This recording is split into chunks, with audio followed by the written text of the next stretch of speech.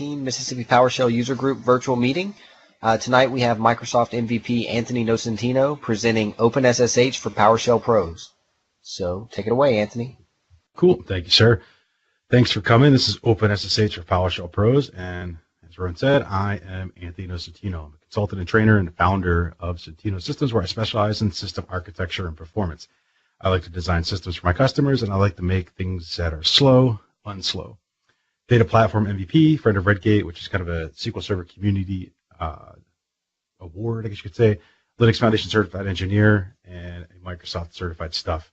I have an email address. If you have any questions, please feel free to reach out to me. Anything regarding computing, IT, PowerShell, things like that. And I am also on Twitter, so go to follow me on Twitter if you're not, because that's kind of my main way to get information out to the community for things like blog posts. I have a blog where I blog relatively frequently on things like PowerShell, PowerShell on Linux, SQL Server on Linux, things like that. And I'm a Pluralsight author, so a lot of today's content comes from some Pluralsight courses that I've written. If you want free access to those courses, shoot me an email and I'll give you a 30-day access code. Not because I'm trying to sell you stuff, but because I have deeper dive information there available for you to watch over and over again if you see fit. And I'll kind of call out throughout the session where those things live, or which courses those live in online. And so let's talk about what we're going to talk about today. We're going to talk about installing OpenSSH on Windows and Linux, right? If you don't know, there's a port of OpenSSH available that we can install on Windows. And we're going to do that together today. Then we're going to move into authenticating users. So once we have SSH up and running, we're going to learn how to authenticate users with OpenSSH and the various methods that we have available to us. We are then going to go and configure PowerShell remoting together in our environment. And then we're also going to look at what to do when things go wrong. So in this session today, we'll go from a blank Windows host, the regular old Windows machine, install SSH, and get PowerShell remoting working over that new SSH protocol. I'm going to go through the theory and practice of how to get that done. And with that, let's go ahead and start talking about how we're going to install OpenSSH on Windows and Linux. Seriously, Windows. It's kind of cool. Before we do that, I do want to review the OpenSSH architecture with you guys, because one of the things that trips people up a lot when they are working with SSH is this whole concept of keys. As you can see on the screen, there's a whole slew of keys, and I want to go through what those things are there for and the value that they provide so that you can understand how to deal with these things when you see them in your systems. And so OpenSSH is kind of a client-server architecture where you have a client that's going to get access to resources on a server, whether it's a remote terminal, files, or anything like that. And we'll talk about the various functionality of OpenSSH in a second. And so when I have an SSH server, when I go ahead and open a connection to that server, what's going to happen is those host keys, the ones on the right over there, the public key is going to be presented to me when I attempt to log into that system. And the very, very first time I log into a system with OpenSSH, it's going to present to me that key, and it's going to say, hey, do you trust this system? Yes or no? And if I trust that system, I'm going to say yes. And I'm going to store that key in the known host file. So on the left-hand side there, you can see the known host file. I'm going to store the server's public key locally, and so that anytime subsequently when I log into that system again, I'm going to compare the key that is presented to me by the server and the key that's in my known host file. And if they match, then I'm guaranteed that that system is the system that it says it is. If they don't match, I'm going to get an error. And then I have to ask myself, why did that key change? Right? For what reason? Did the server move? Did somebody perhaps hijack DNS and I am now logging into a server? It is no longer the server that I think that it is. If that's the case, that's bad news. Maybe the key was compromised and the server administrator had to regenerate the keys and such that I now have to go and download that new key and store that in my known host file as well. Or, what's the final case that I want to tell you guys about? My brain just rebooted. The server was replatformed. Maybe the server was replatformed and the keys were migrated. So that system then has a new key. I then have to go into my known host file, perhaps delete the old key, log into the system, download the new key, and store that in a known host file again. And so that's kind of a common thing that trips people up on that side of the house. Now, there's another concept of using keys for authentication. People see this concept of like passwordless key-based authentication. I want to go through that now, and we'll look at it in more detail when we get to the authentication section. On the client side of the house, I can generate a public and private key pair. On the left there, you can see the user key.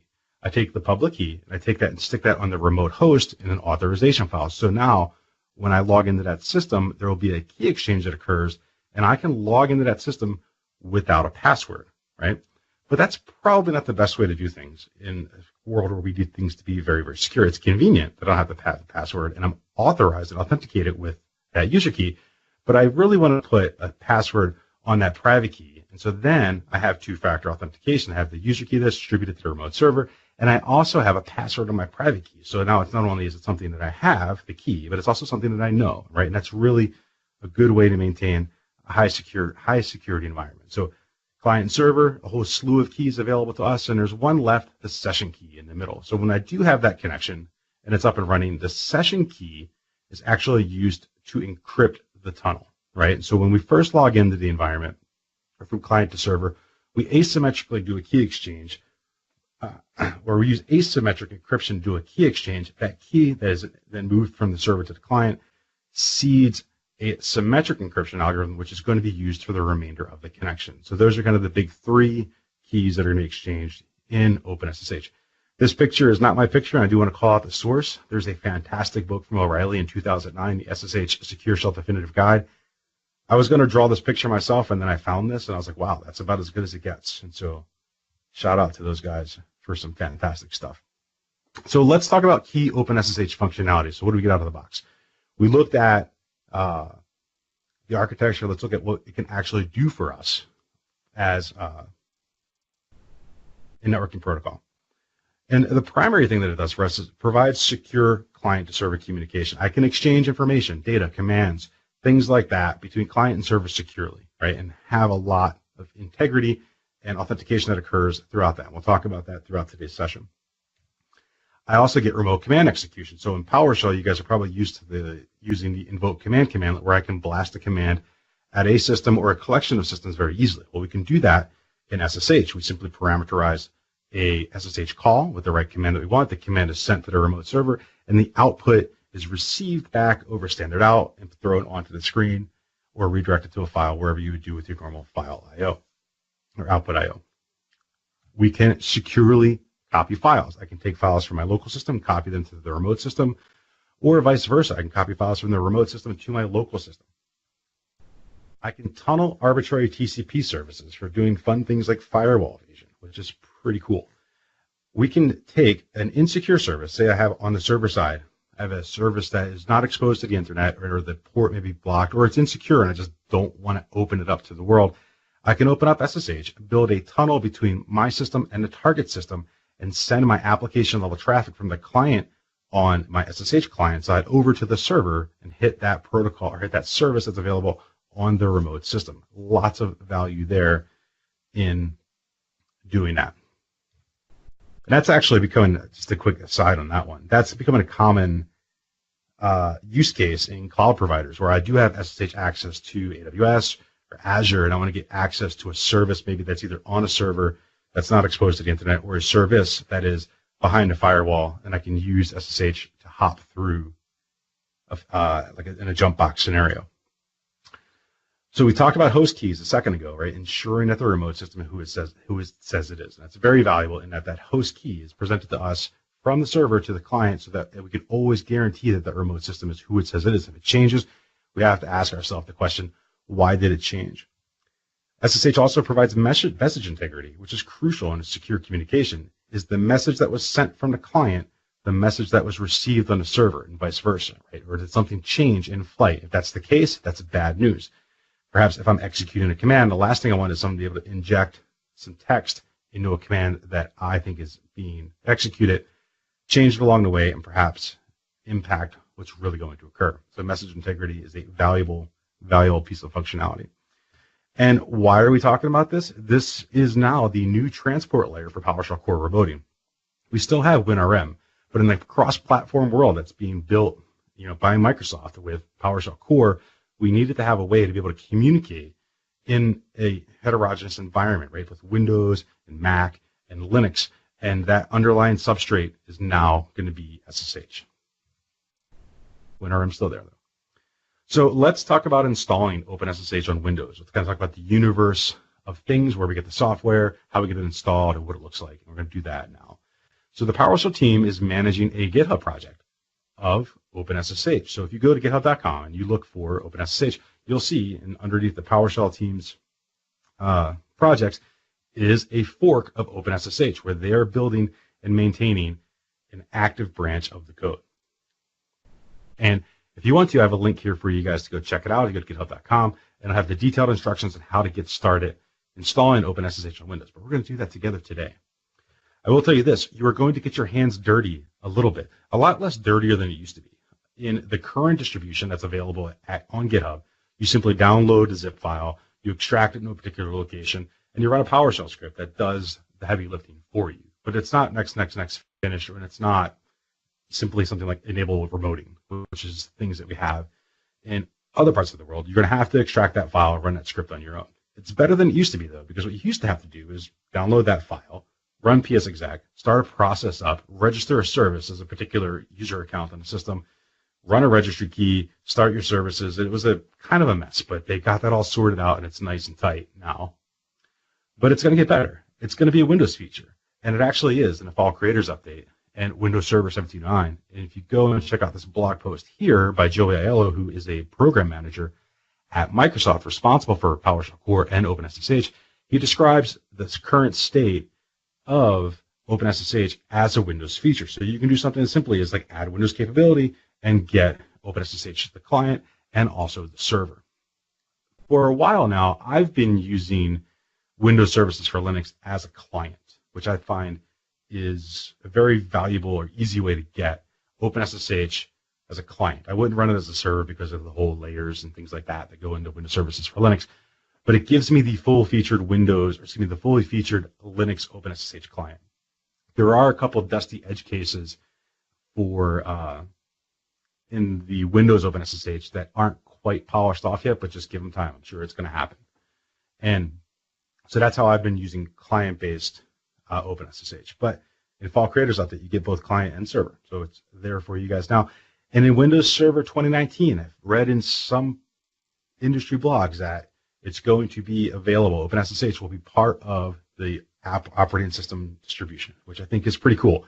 We're at a point now where OpenSSH, an open source project, is going to become part of a Microsoft product and distributed as part of it. So let's move away from installing OpenSSH on Windows and talk about installing SSH on Windows. Well, there's not much to do.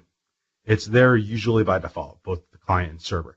I operate mostly in the Red Hat CentOS world, and out of the box, if you do a minimal installation, you will get SSH running, SSH as a server, running on your CentOS or RHEL box with the firewall open on port 22 and listening for open any connections. There are, in some of the distributions, they manage the security of the default default server parameters a little bit differently. For example, RHEL and CentOS allow remote root logins. Debian and Ubuntu don't, right? And so that's just kind of some differences between the two distributions. So you need to know that, perhaps, if you're kind of getting into that for the first time. So out of the box, OpenSSH on Linux is available to you as part of the distribution. So let's go ahead and install OpenSSH on a Windows 2016 server together. We're going to go into my test lab here in a second, which I have a domain controller called DC1. I have a CentOS workstation that we're going to run most of our demos from, which is the Linux management workstation. We're going to work with a CentOS server a little bit today as well. And obviously the Windows 2016 server is Windows WS1. So I'll be jumping around a lot between all these VMs and stuff in the demos today. So bear with me with that. Get rid of that there and get logged in. So if you guys have any questions, let me know. So we're going to go and install PowerShell together. Excuse me, PowerShell, that's already installed. We're going to install OpenSSH together. And rather than rely on the internet, I've already previously downloaded it, and I'm going to take that zip file and I'm going to extract it in a particular location. Where am I going to stick it? I'm going to stick it in C, Program Files, OpenSSH, and I'm going to go ahead and expand that archive. So let's go ahead and run that stuff together. And hopefully that is exactly where I think it says it is. I am now going to run the installation script. So you can see installation destination. I'm going to run that in a particular folder, OpenSSH-Win32. I'm going to run this install-sshd.ps1. Let's go ahead and run that. Hey, Anthony, are we going to be configuring the SSH listener on 2016?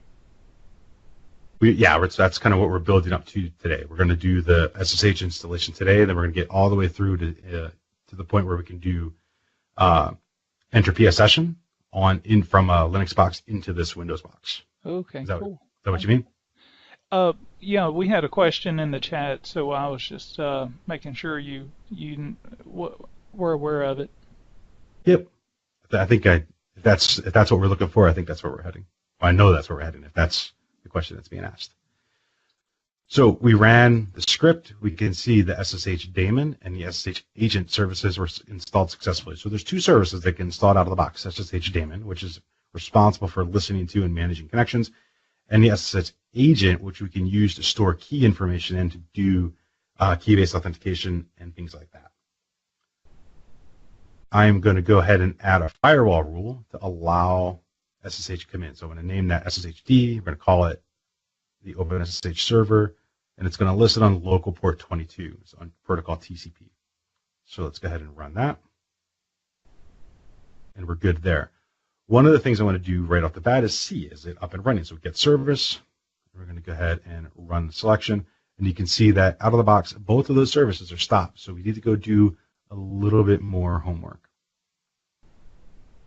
For both of those, we're going to go ahead and set the startup type to automatic, and then we're going to go ahead and start the service SSHD. We're not going to use the agent in any of the demos today. So that's up and running, and I want to check that it's up and running. So I'm going to use netstat with the parameter -BANO. I'm going to pull off the pattern that matches just :22 for the listening port, and we can see here that on IPv4, we're listening on all IPs for the process ID 5832, which is going to be SSH, and this is the IPv6 listener as well.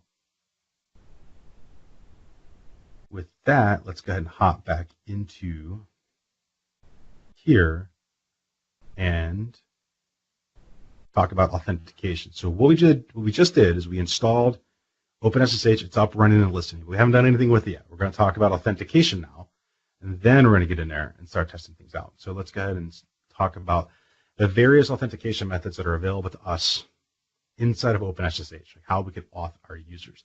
And the first one that's available to us is GSS API, or Generic Security Services API, also known as Kerberos, but not Kerberos like you're thinking when it's going to Active Directory.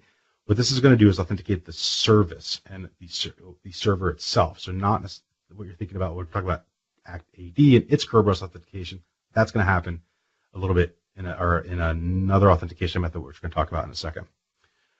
We have host-based authentication, where we can have two servers, server A and server B, authenticate SSH connections to each other. This is kind of common in automated file exchanges and things like that. We already talked about public key authentication in the beginning of the session, where we generate, a per user key pair, where we take that public key and put it on the server that we want to log into and use that for authentication. Again, passwordless authentication. If you don't want to put a password on your private key, put a password on your private key, and boom, you have two-factor authentication, and you didn't have to pay a software vendor $1 million to do that. Challenge and response, which is genuine two-factor authentication, so things like Radius and key fobs are available to us in there. And then straight up password authentication, which is interesting. I think it's kind of a misnomer in the description of what it does.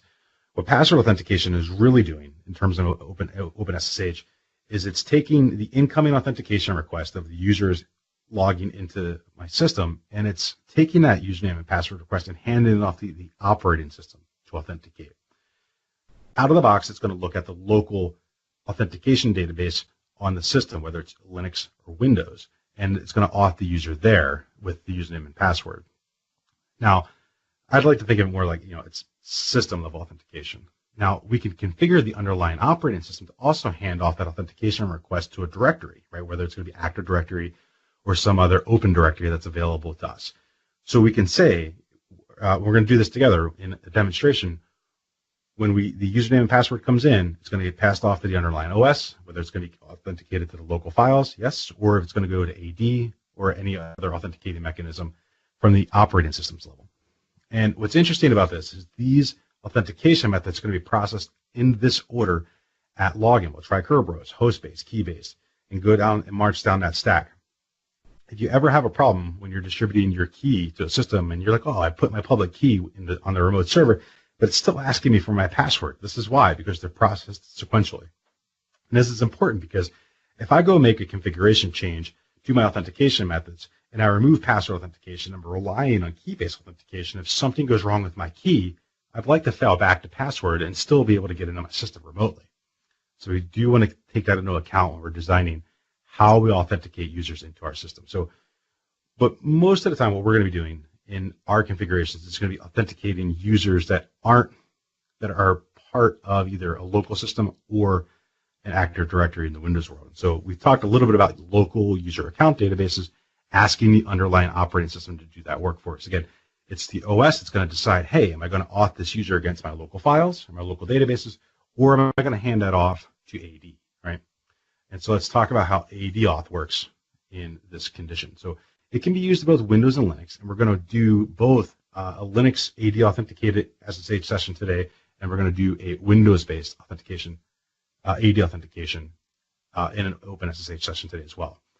But what we really need to think about when we're looking at AD authentication is it's providing two things, right? We're doing user lookup via LDAP, and we're doing user and host authentication via Kerberos, right? We're making sure that that host is who it says it is, and then we're authenticating the user. And that's how we're going to get that functionality on our Linux box using those standard protocols that AD provides. And the way that we're going to hook our Linux boxes into AD is this thing called the System Security Services Daemon, or SSSD. And it's the responsibility of SSSD to broker the authentication and user lookup when users come in. It's going to look at the authentication request that's coming in to the operating system and say, oh, this is a local user request, go to files and go be authenticated against a local database. Or this is an AD authentication request, go forward that on to my LDAP server for user lookup and my Kerberos server for authentication. Now that's on the Linux side of the house. On the Windows side of the house, when I need to do AD authentication via SSH, I join the Windows host to the domain, and then I pass the credentials in a format that Windows knows to go look for AD. Now, in either case, on both Windows and Linux, I'm going to have this syntax to log into a system with domain authentication, right? So I'm going to have my username at my domain name, so in this case, lab.centinosystems.com, at the host that I want to log into. So it's going to be the system that I want to log into remotely. So CentOS-S1 is where I'm going to attempt my OpenSSH connection to, and then it's the responsibility of that system to parse out where it's going to auth the user. It's going to see that it needs to be passed on to AD, whether I'm a Linux box or a Windows box. It's going to see that I need to pass AEN's authentication request onto lab.centinosystems.com for authentication. So let's go ahead and get into doing this together. We're going to configure user authentication with user keys. We're going to do that first together, show you guys the proper steps to get that done. Then we're going to configure user authentication with AD on both Windows and Linux, and we're going to go ahead and combine AD and key-based authentication together, and I want you guys to look and see what's really going on under the hood when we combine those two authentication methods together, and hopefully that'll highlight a very specific case that I want to show you guys. So let me jump over to go away splash bar thing. I need this menu here. Oh no. There we go. Okay, wait. No, go away, go away. Okay, I can use that menu. It's literally blocking my VMware menu. That's not good. So let's go ahead and we're on CentOS-W1, which is my management workstation, and we're going to go through and do key-based authentication into that Windows box that we installed SSH. Excuse me. No, we're not doing that first. We're going to do first is we're going to do key-based authentication against our Linux server that we have in our lab environment. We have the management workstation, we have a CentOS server, and a Windows box available to us. So let's go ahead and generate our user keys together, and we'll do SSH keygen. And what it's going to do is it's going to create that key pair, and it's going to stick it in a special directory, .ssh directory, in our home directory by default, and it's going to call it ID_RSA. So I'm going to go ahead and press enter and accept the default, and it's going to ask me, do I want to enter a passphrase for my key, and for this one, I'm going to hit go. And we're going to take our key, and we're going to copy that key to our remote host. So I'm on CentOS-W1. I'm going to copy that key over to CentOS-S1. That server has SSH up and running already. I know that I can trust that host. It's going to present to me its key for the first time. I'm going to type in yes and store that in my known host file. I am now copying my key to the remote target system with SSH copy ID. And the way that it's going to copy the key from the source system to the destination system is with SSH. It's going to take the key and send it over. Right now, I still have to give it my password to authenticate to the remote system. It's going to put the file on the remote system in the right location, and it's also going to set the right permissions on that file so that it's protected in my remote system. So now I can type SSH at CentOS-S1, which is the target that I'm trying to log into, and I don't get challenged for a password, and I'm logged into that remote system, which I think is pretty cool. I do want to show you on this side of the house, in that .ssh directory, we have that known host file. So inside there,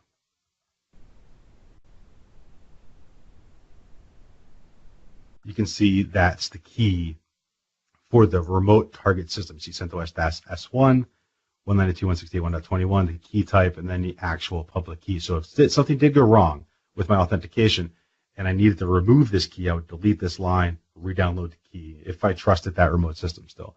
This U plus FEFFF thing is a byte order marker because I'm using PowerShell. I'm in PowerShell and I used the Unix command and it didn't quite handle the output correctly. So let's go ahead and log into our remote system, that Windows box that we installed SSH on a second ago in the previous demo together. So with SSH, my username at the domain name, lab.centinosystems.com. It's going to be at Windows-S1. So that's the remote target. We installed SSH, cross my fingers that this works, and we're going to pass AEN at lab.centinosystems.com as the user request to that remote system. We get the host key for that server because we haven't logged into it yet. Together, we download that key and store it in our local host, our known host file, and we give it our AD password. And I'm logged into that remote system with the domain account lab/AEN.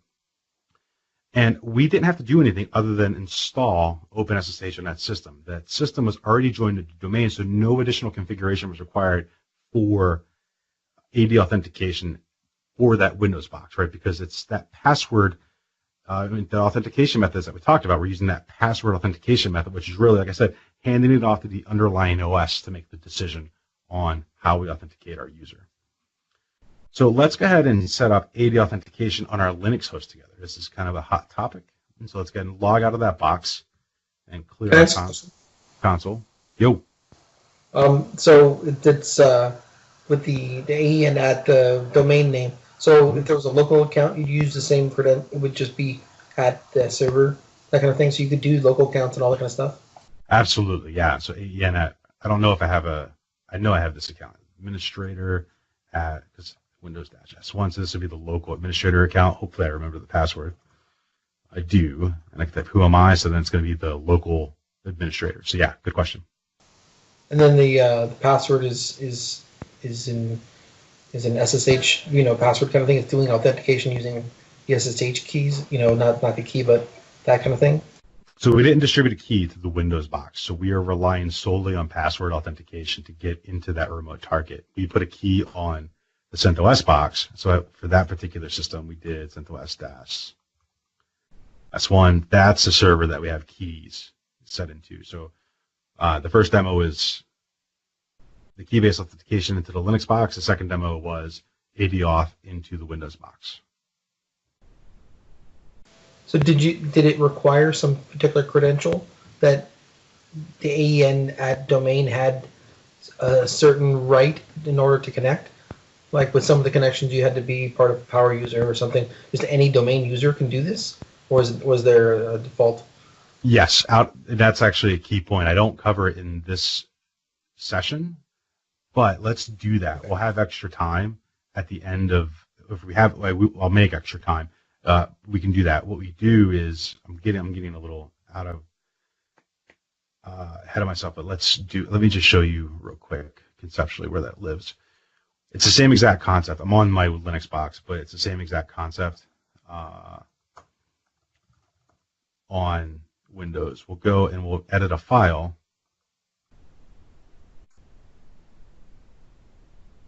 sshd_config. This is the configuration file for the SSH daemon itself, which we're going to touch on a little bit later.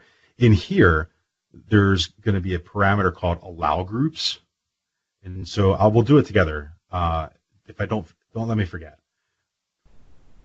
And at the bottom here, I would say allow groups, and I would say SSH users. Right now, SSH users is going to be a domain group.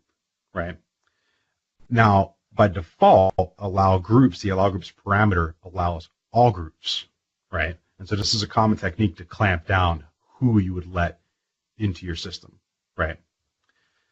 And so that is going to be an AD group. Give me like 3 minutes, and I'll show you. I'll bring it together on how the groups are synced up with the client. So let me show you that right quick.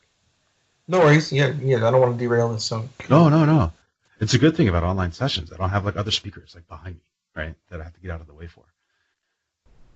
So let's go ahead and configure. And Anthony, we had one other question in the chat. Somebody was asking how the password was sent, whether or not it was sent in the clear when you did the AD authentication. No, that's going to be sent over the secure channel. In the same. So remember that the session key establishes the communication protocol between the two systems before the auth request even happens.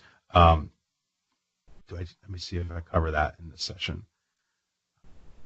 Yeah, I'll cover that at the end here with this piece right here. You'll see the authentication request there. So we're on CentOS-W1. We're going to log into CentOS-S1, and we're going to configure that Linux machine to participate in AD authentication. So right now, if we log into that system, we're going to log in with the local user account, and we're going to be at CentOS-S1. Right now, it's using key-based authentication with no password. I slide right in, and everything is happy. I'm going to go ahead and do a couple of things here. We're going to install a bunch of software that's going to allow this machine to participate in Active Directory. There's going to be a software package called realmd, KRB5 workstation, odd job because it has that little bowler hat that you throw at people that slices their heads off like in Bowfinger.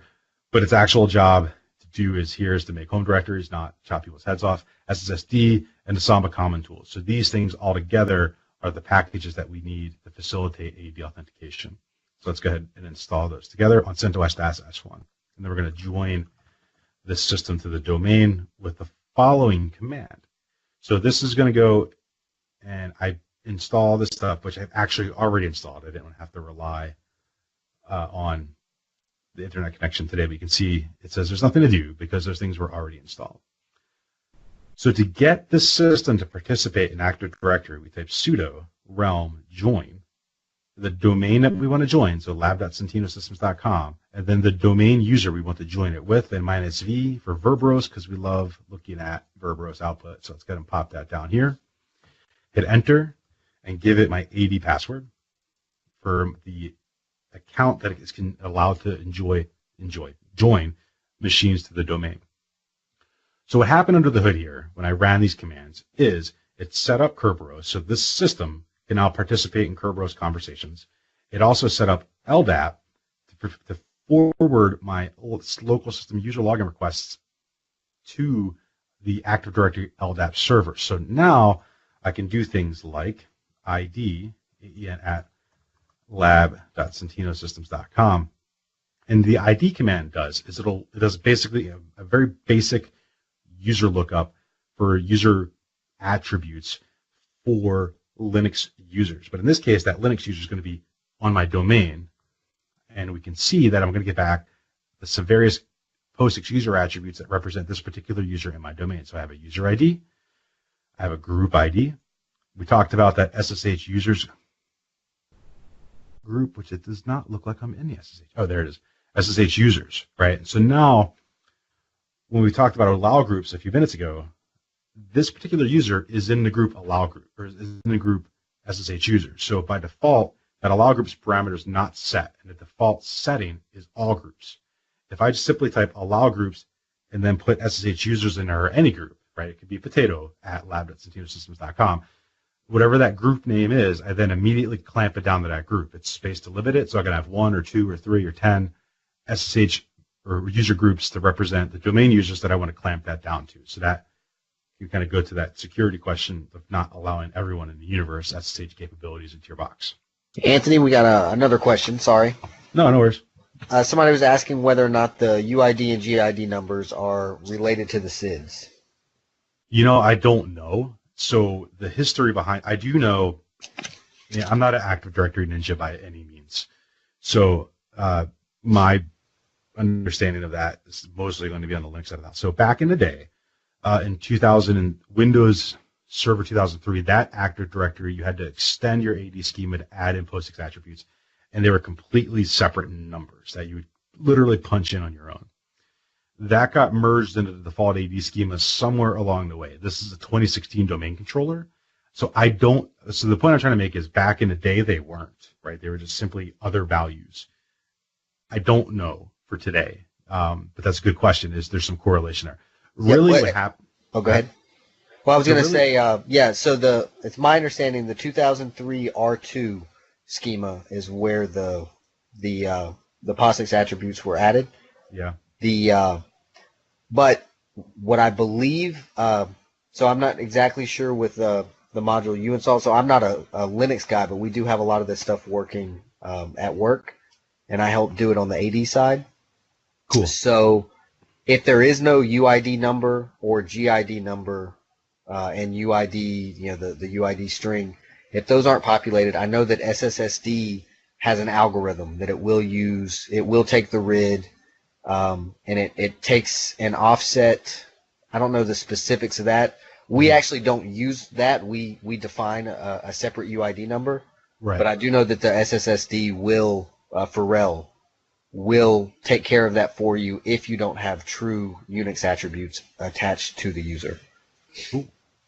So, yes. And David, and we can talk more about it after the session, but it's my understanding that, like Anthony was saying, the schema 100% supports having those attributes, but if you don't have the UI, if you don't populate those attributes, then there's lots and lots of different stopgap measures that the different packages will take care of. I mean, Cygwin used to have basically it would do the same thing where it would give you it would make a UID number for you, and it was something, it would use an algorithm so it was repeatable, so you would always get the same value. So, yes. So all right. To connect the user, the integer value back to like resources. So we're talking about like things like file permissions and whatnot.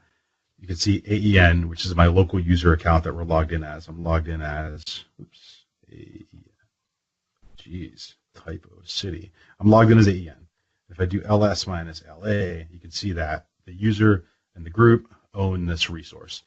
And if we go ls minus LAN, you can see that it converts that to the user ID. And my ID for AEN is certainly 1000. So that's kind of the connection why this group ID and user ID is so important, is because that's how Unix does security, right? And ties those things together for access to resources. So we did this, right? And so that worked. And we know that user, or that the whole point of doing this right here is to test the plumbing to make sure that we can query AD for a resource that exists. So we know that we have connectivity between this CentOS-S1 and the our Windows Active Directory that we want to authenticate against. So we'll come back in, and now we'll change from logging in with that local AEN user to lab.centinosystems.com. And so we did we logged into the Windows box a few seconds ago with the same account. Now we're going to log into this Linux box with the same account. this account doesn't have a key in it yet because literally this account hasn't logged into this machine yet. So we can see we logged in. Odd job created the home directory for us, which exists now in this location, /home/username @domain name. And certainly I'm logged in with that Active Directory credential. And again, same thing on this box, whether it be this Linux box that we're just working on right now, or the Linux box or the Windows box that we installed SSH on, we can clamp it down with allow groups. So this Linux box, we just logged into it with AD authentication. I'm going to go ahead and do SSH copy ID, and I'm going to copy my key into to the domain account that we just created. So it's lab.centinosystems.com. We're going to send that over to CentOS-S1. And what we're going to do here is we're going to combine AD authentication with key-based authentication. I'm going to show you guys what happens under the hood. Going to give it our password to get that key over there. And this time, I'm going to make a quick change to my SSH connection parameters and put -v on the front end here for verbose output. So if you ever are having problems with authentication, put a -v on the front there, or it doesn't have to be on the front. It can be anywhere in the parameters, but conventionally it's on the front. And what it'll do is this. It'll spit out a lot of stuff that's going on. And you can increase the verbosity by adding more V's. And what I want to show you guys is how authentication is processed in the system. So we log in, we can see it goes and makes the connection to the server. And I'm going to scroll down a little bit further. Here is where we're doing the key exchange to authenticate the host. This will be the key exchange, and then we're going to authenticate the host here. We can see known hosts :1. In the key that was presented to us, it found in our local known host file in the very first entry. So that's what that :1 means. That it was the first line in the file. So if you get a key mismatch and it's like line number 32, well, you'll know to go to the 32nd key in your file. Scrolling down a little bit further, we can see we're going to try our first user authentication method with GS's API, which is Kerberos. We then find that we have a public key that is passed on to us, and we see authentication was succeeded with the public key that was given to us. And then we go ahead and we actually open our connection, and we get into the system with that account. So what happened here is we logged into the system with both Active Directory credentials and combined it with key-based authentication. What's really going on is that LDAP request still occurs and looks the user up and makes sure that that user's in the right group, that user's not disabled, and whatever that needs to happen. And then once it finds the user, it's going to use the key to authenticate the user to get into the system, because the operating system and the daemon itself are controlling access to the environment, right? It's going to say, oh, you have the key, I'm going to let you in anyway. All right, so let's jump into the final portion of today's session. It's setting up PowerShell remoting on Windows and Linux. And this picture in the corner here is of a training video that I shot with these two guys, who I had no idea who they were, about a month before this video was shot. I don't come from the PowerShell world. I come from SQL Server, which recently now has converged with my PowerShellness over the last couple of years, and also from a Unix world. I come from a university background where I did predominantly Linux and Unix administration.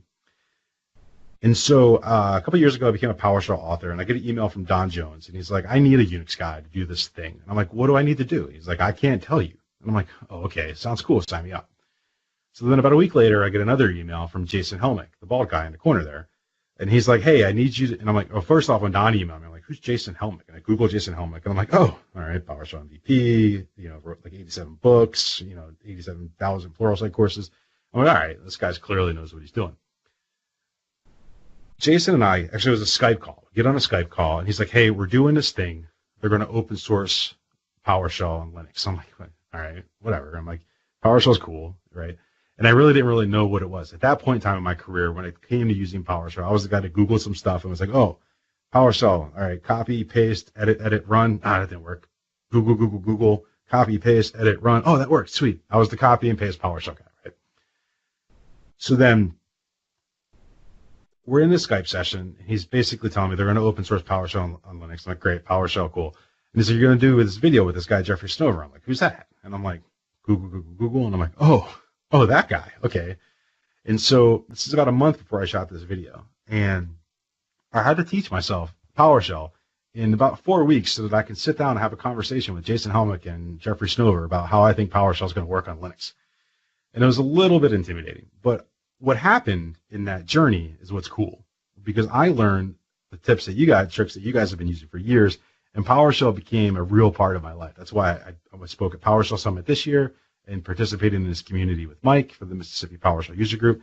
It's something that I literally use every day now. And if you watch this video, it's pretty cool. There's 2 points in this video. Well, one's off camera. There's one point in the video where Jason and Jeffrey are talking about DSC, and I'm like, oh man, this is cool. I'm literally taking notes while they're shooting the video on my laptop about stuff that they're talking about on DSC. Little did I know that the video was actually being shot, and I could just go back and watch it. I was taking notes during the shoot. Go figure. And so then another time is off camera is Jeffrey's explaining it to me how PowerShell remoting works, and I'm like, this is really cool. And he's like, no, here's where it gets cool, because he's how I can get commands and get output back. I'm like, yeah, we can do that in SSH. He's like, right. But check this out. I can fan out and send commands to 50 servers asynchronously, collect all the results, and then present that to you back as output, and not in a non-blocking operation. I'm like, oh, that's cool. And so literally, like, I'm this guy in the corner over here, and I high-fived Jeffrey Snover during this video shoot. And I was like, dude, that's crazy. And I've been hooked ever since.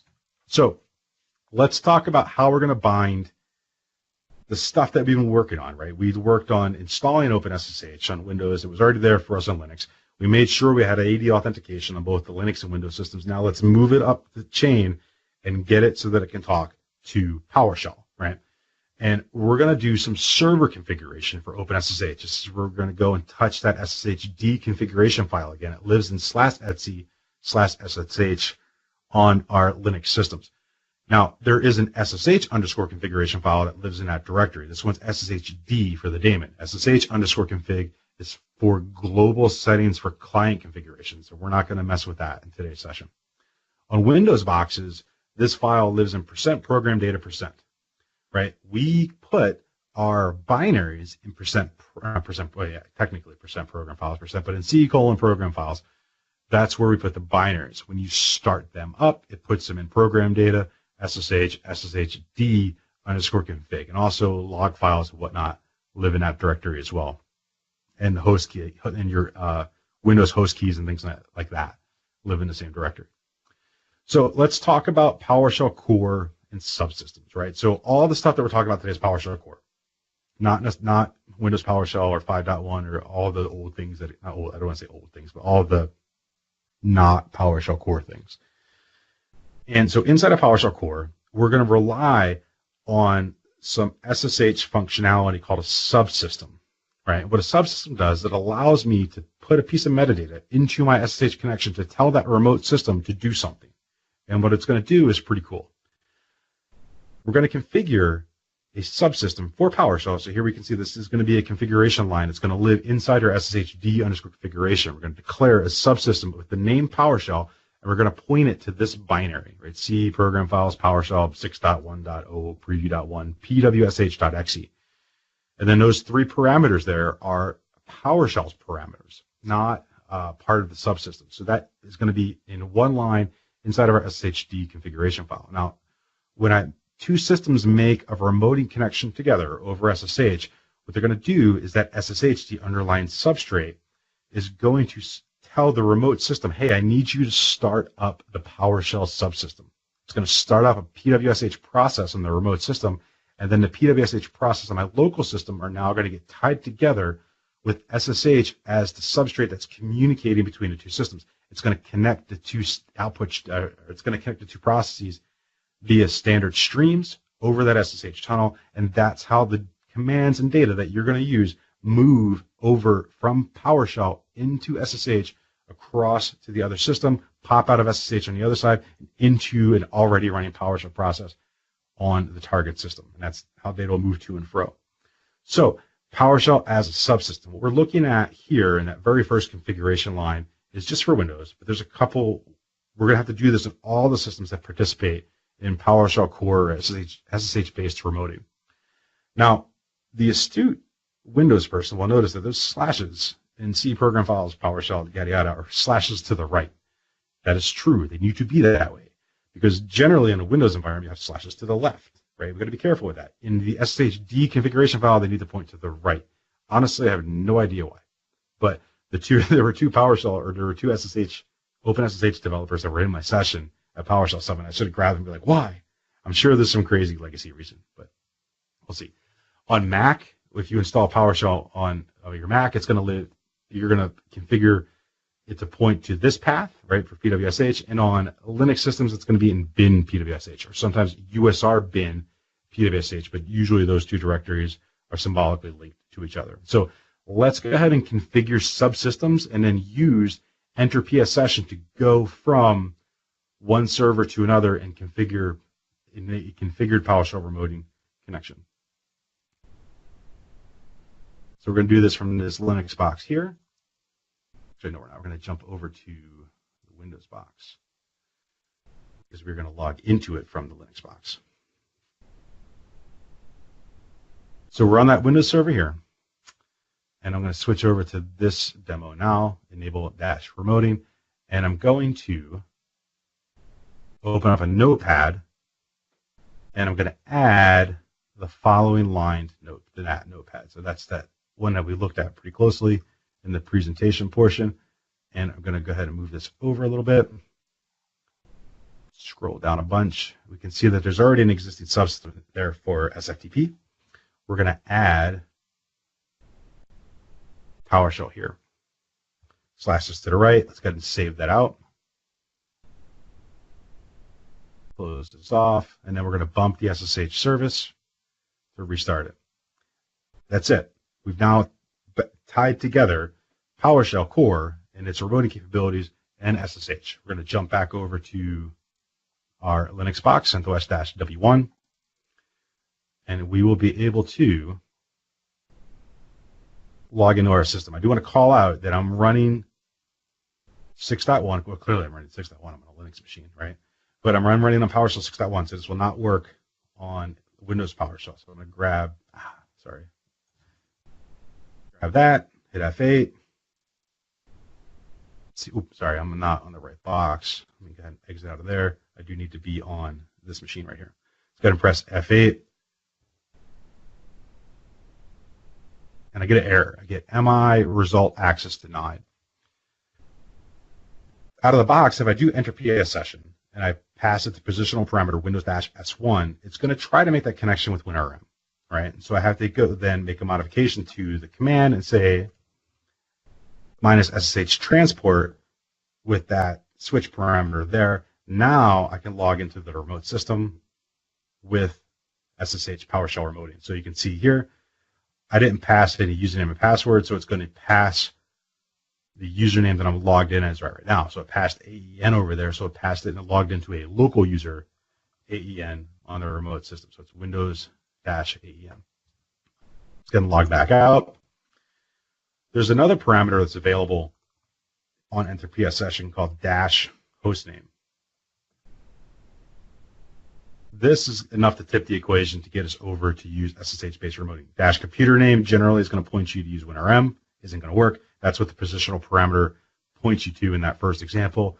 If I use -hostname, I get SSH, and I can log in with the and get the expected results. We can also combine that with AD authentication. So I can do enter PS session -hostname. So I'm going to do Windows-S1. I can pass in a username, and I'll then be able to use my AD authentication. So I logged back out, and I'm on my client workstation again. So enter PS session hostname, and go ahead and press enter. Now I have my AD auth user on that remote system.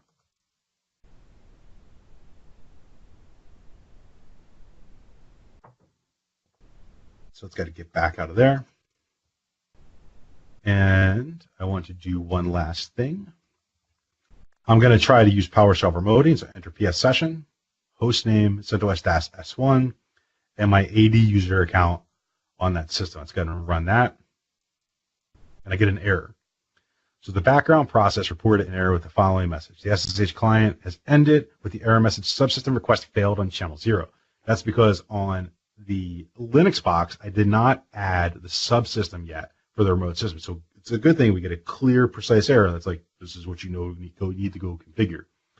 And we would log into that system, make the modification to SSH, restart the service, and we would get PowerShell remoting. So we're doing some trivial examples today with enter PS session, but all of the normal tips and techniques that you guys would use for remoting apply here, right? I can do new PS session, pop that into a variable, or use a collection and iterate over collections if I needed to. Fan out remoting works as advertised. Very cool stuff is available to you there. But today we just did kind of the basic plumbing stuff. So 2 questions. Shoot. So you can do, can you pass in PS credentials? I haven't tried that. Let's try it. Okay. Let's see. So let's see. Somebody correct me if I'm not doing this correctly. Get credential. Yep. So do something like, can I do this? Is that how that would work? Yeah, and you need a new message too. Do what? You need a message, but yeah. What's my message? We'll just say anything, just blah. Anything. That'll give you Anything. an enter. Underscore blah.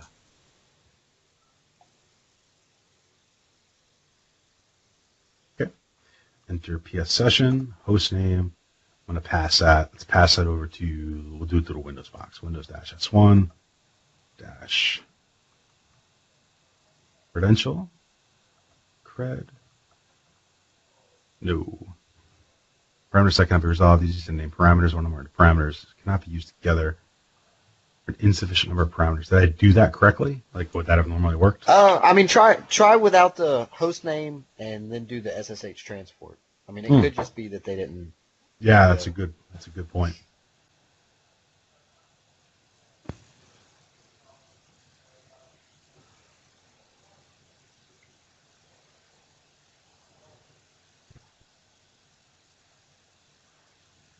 Nope. I'll play with that. That seems like something that should work. And then the second question is because it's using SSH, it avoids the double hop problem, right? You can then reach out to other servers. Yeah, I don't think it's a facility of double hop. Yeah, so this right here, there's no Kerberos tickets being passed. So when you're on the other system, you're like if you're using, well, I take that back. With the password, yes, you would probably be passed, because if the system is sending your username and password on, then yes, you probably do have a valid Kerberos ticket at that point, and it would work. Yeah, I'm used to. We basically do full Kerberos, like single sign-on, in which case you get the second hop problem where I work. But yes, in this case, you probably would be fine, and you can check that out. Do you have your domain controller? So if you go into your Windows box with your username and password, and then just see if you can list like the sysvol folder on your domain controller. So if let's you can do that. Well, here's maybe a little cleaner example. So I went from CentOS-W1. I logged into CentOS, or logged into the Windows box. So yes. Linux Manager box to the Windows box. I'm on that machine, and I tried to open a connection to the Linux server. So server A to server B to server C, and it says no dice. All right. You are currently in a PowerShell session. Cannot use enter PS session command to enter another PS session. So I don't think it's necessarily Kerberos. I think they're putting a hard stop on it. Like, right, but in terms of, is DC01 live? Yeah. Or DC1? Can you do a dir / DC01 / what would it be like? Yeah, do you have a share? Yep, there you go. So in this case, that's because nasty. if you did a key authentication, this should not work because you would not have a Kerberos ticket. But since you did username and password, it is logging you in on that system, so you have a valid Kerberos ticket. You have a ticket granting ticket that will let you go reach out to other things. But yeah, the enter PS session, they have something like in the protocol where they don't want you doing basically, infinite tunneling, or I don't know if tunneling, but nested SSH sessions, Yeah, I want to or not SSH, but PowerShell. yeah, I want to get. I don't have. All right, hold on. Because I don't think even. Go ahead.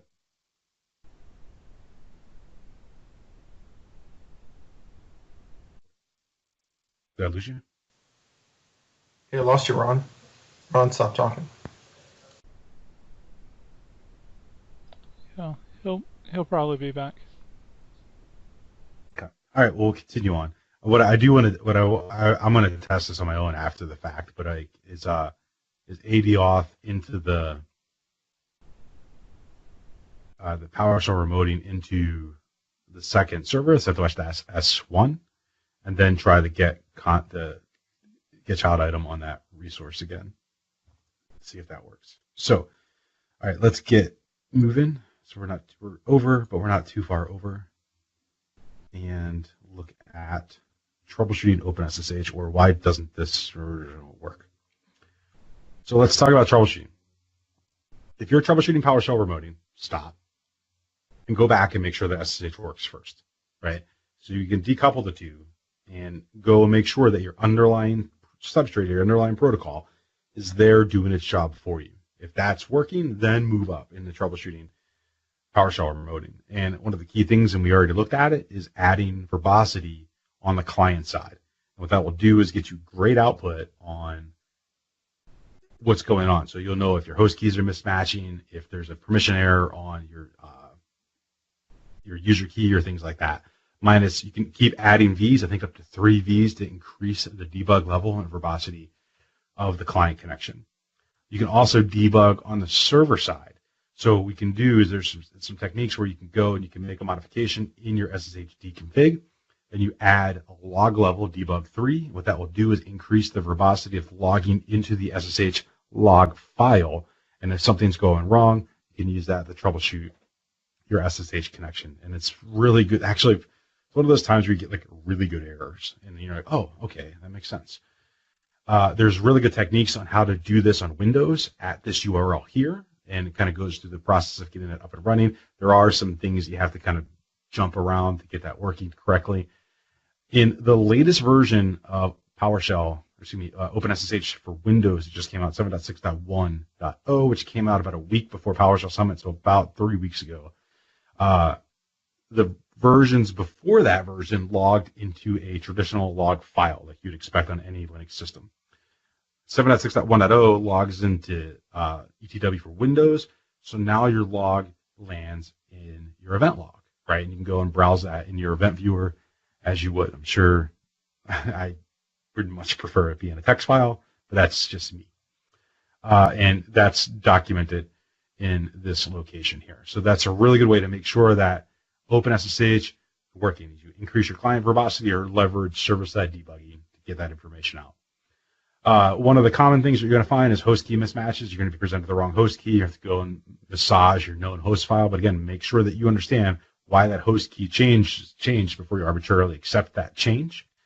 There's also another thing that we didn't cover much today in this session, but this permissions on the authorized keys file because of strict modes. Let me jump back and we'll look at that real fast together. SSH AEN at CentOS-S1. Remember, we put the key there. What strict modes does is it makes sure that this directory, this .sh directory, which is where the authorized keys file lives, has the correct permissions on it, so that this is not readable by anyone other than the user, and this is not readable by anyone other than the user. If we make a modification to this file and add maybe world readable or group readable or anything like that, our key-based authentication would fail, and that's because of this thing called strict modes. Now, the thing that's inside this authorized keys file, just so you guys know, is our user key, right? When we did SSH copy ID, this was the thing that was copied from CentOS-W1, parked in the authorized keys file on the remote system on CentOS-S1, and facilitates for that user-based authentication. Remember that very first picture that we showed you with the OpenSSH architecture. And what can happen is if there's any issue with the file permissions here. Let's do chmod plus g plus read dot ssh. G plus. So now we can see I'll just use octal notation. 740.ssh. So that's a world readable. So now our key, of course it's not going to fail when I'm trying to do things on the fly. It should fail because of this thing called strict modes. And strict modes is a server-side option that protects that key. You could just, it's on by default on both Windows and Linux. Now, the other thing you need to look out for, if there's no subsystem configured for PowerShell remoting, of course, we looked at that. PowerShell is now pretty verbose and is going to yell at you if you try to enter a PS session or something like that into a remote system and don't have your proper subsystem configured to bind those processes together. So that's it for today. I have much more information available on Pluralsight. If you want to go ahead and check out those 2 courses, if you want free access to those, no catches at all, shoot me an email and I'll give you a 30-day free code. And go ahead and shoot me an email if you have any questions, or follow me on Twitter, or we can just go ahead and do questions now.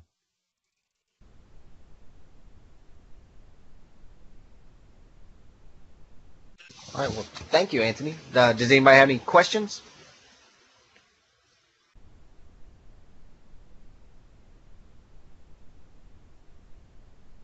And so, David, if you want it, I mean, you can type it and we can read it out, or if you want to just unmute and ask him yourself, that would work too.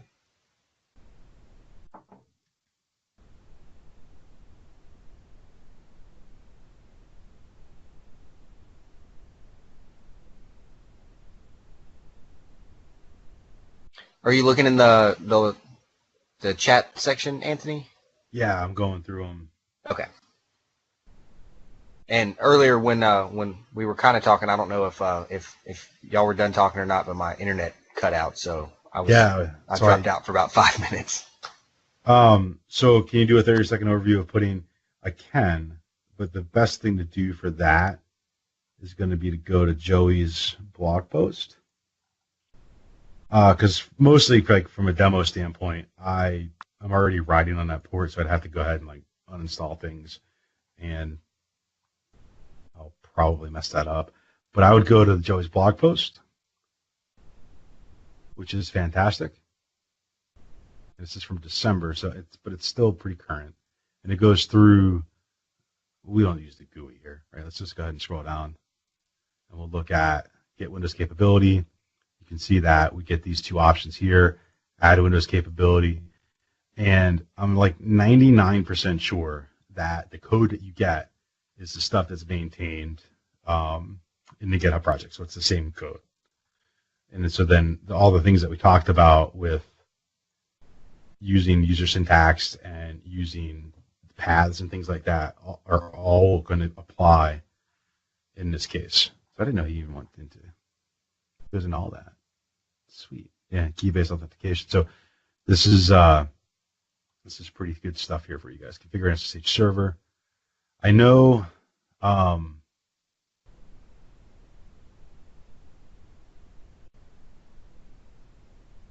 there's some comments about where things are going to live permanently. Like we talked about program data for the runtime stuff, and in C program files for where the binary is going to live. There's some conversation around this happening, and I don't have the deterministic answer on that, but just pay attention to that. It might move in the future.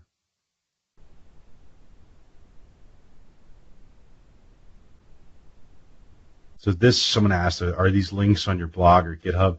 These currently aren't on my blog, but what I do put on my blog is all of the sessions that I've done. So I will zip this up. I'll get it to Mike too, but I'll zip this up and put it on my blog for you guys to download, and I'll kick that out via Twitter. But it's going to be the session deck. You'll have it just like this, and I'll zip up the code demos and whatnot. And out of fear of my life at PowerShell Summit when I did the same presentation, I recorded the demos, and so I'll put the videos of the demos up there as well. And so if you were a presenter at PowerShell Summit, you know exactly what I'm talking about by a fear of my life. So I've got a question for you, Anthony. As far as using OpenSSH for PowerShell remoting on Windows, do you Mhm. consider that to be production ready, or is it still kind of beta? You will see the official word is always going to be it's beta. Like if you that blog post from Joey, like he mentions beta like 80 times. Um, I got to imagine they're pretty close to calling it. Um, to calling it production ready. I can't imagine it's not, right? Because PowerShell core is GA. Well, how can you have the main underlying protocol for PowerShell core and non-Windows boxes not be GA, right? So I got to imagine they're pretty close.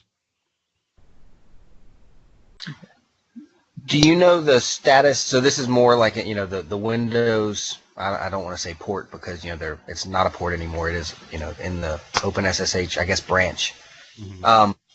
Where they are on the built-in GSS API support, so that you can just pass. You can get a session key for an SSH server, and it will accept that. I know when I looked about a year or two ago when they first started contributing to OpenSSH that they weren't there yet. And actually, I think the client didn't support it. So I mean, we actually at work from Windows we use PuTTY because it handles the the client side GSS API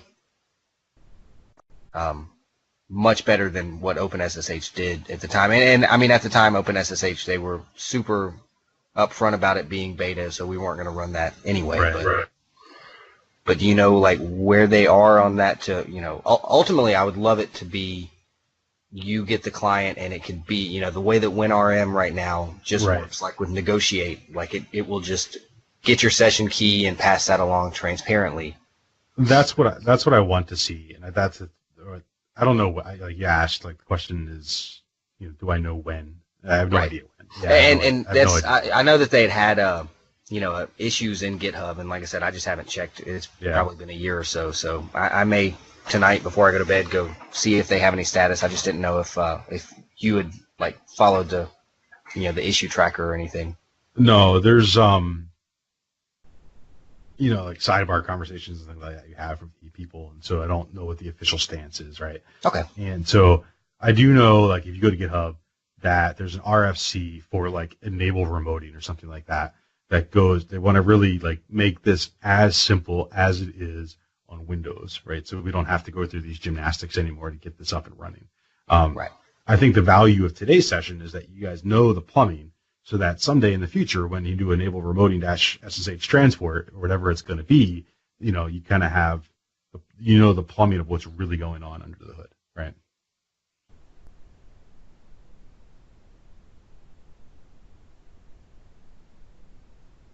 So I did take a note though that I'm going to look into more detail for the GSS API stuff for you guys. Okay. Yeah, and I mean like RHEL specific, like the SSSD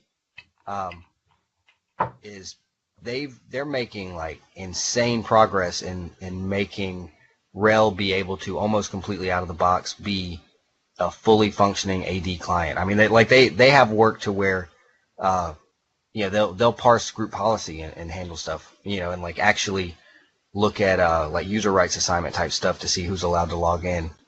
Yeah, so this document, the Windows Integration Guide, it's like 600 pages of awesome sauce. Yeah, I'm very impressed with, it's. Yeah. I still think Microsoft is doing more in the cross-platform type stuff, but I was super impressed with as easy as SSSD makes integrating in with Active Directory. It's incredible, actually. We're just, like today, we're just scratching the surface with basic domain connectivity, but like you said, like group policies and things like that can exist here in more advanced configurations.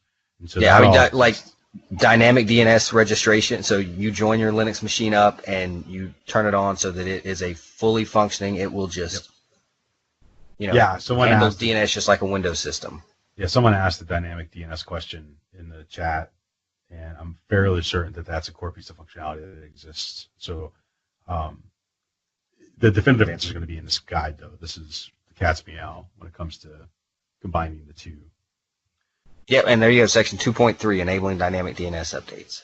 So is that like right in front? There you go. See how hard that is. Kerberos host key tab renewal, Oh. like where the system will actually change its own password. Though, again, like Windows does this, but of course it would, because Active Directory is Microsoft's LDAP implementation.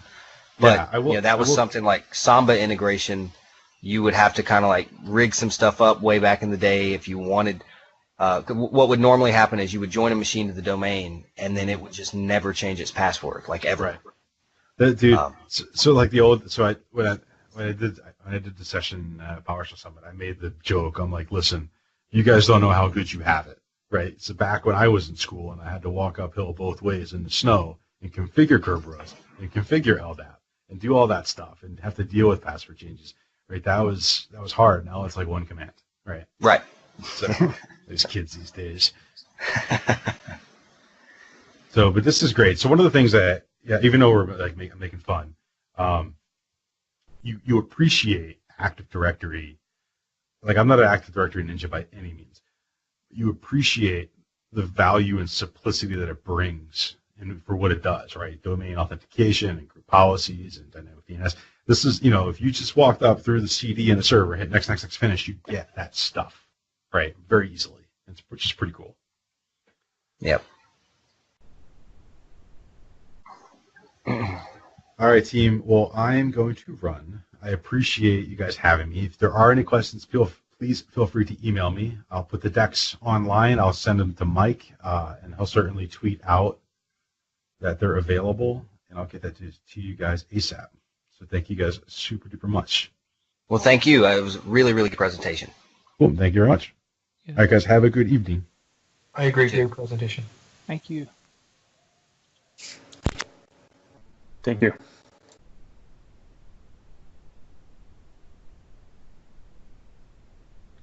Okay, well, next month we'll be going back to the second Tuesday of the month.